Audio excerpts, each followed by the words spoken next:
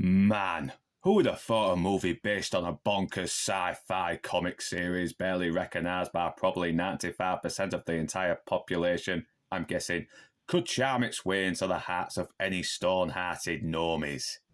And what movie am I talking about? Well, slutty ladies and not-so-gentlemen, the movie I am talking about is none other than the Guardians of the Galaxy.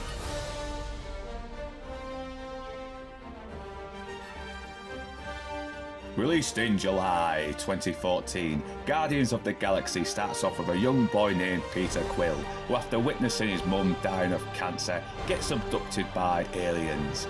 Fast forward 30 years later, Peter Quill is now an outlaw called Star-Lord, who lands on a planet to snatch an orb.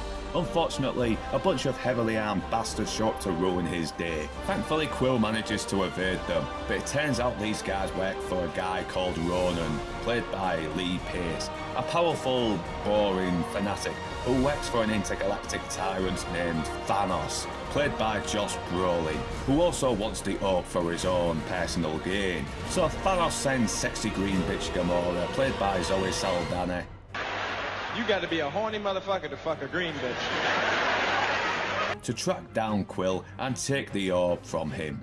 But unfortunately, there's also a couple of bounty hunters out to collect the price on Quill's head. One is a wisecracking gun-toting raccoon named Rocket, played by Bradley Cooper, and the other a tree named Groot, played by Vin Diesel.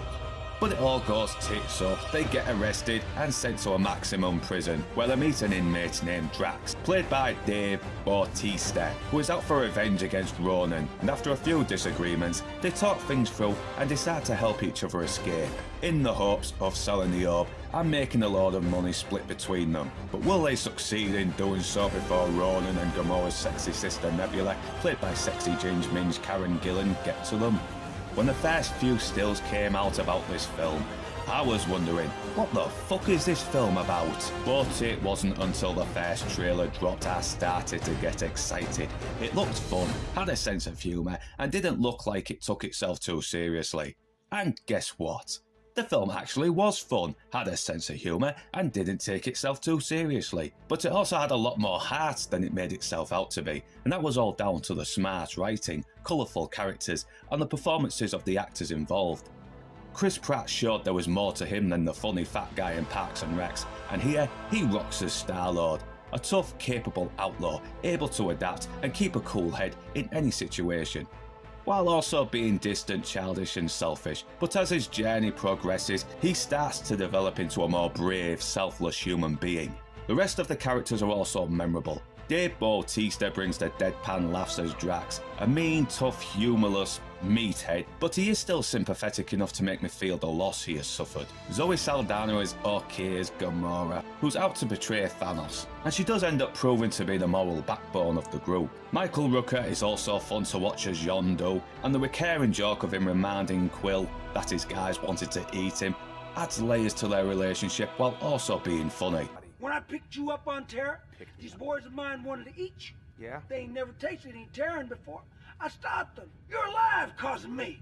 There's awesome cameos from Peter Serafinowicz, Glenn Close, John C. Reilly, but it's Bradley Cooper and Vin Diesel that steal the show as Rocket Raccoon and Groot. God damn, I love these fucking two.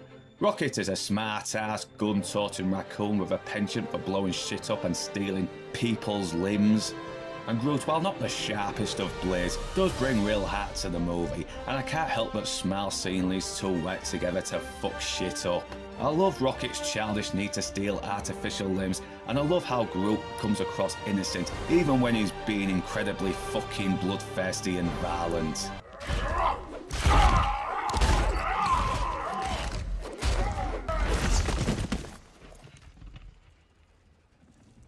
But that's not to say the rest of the film doesn't compare. In fact, the film never fails to provide the laughs as well as the ass-kicking action, but they still manage to bring a tragedy to these characters, something that brings real emotion to the goofiness.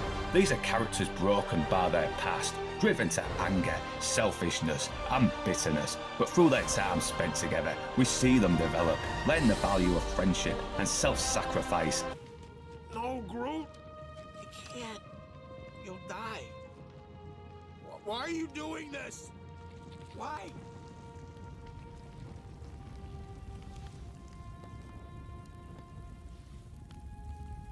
We are Groot.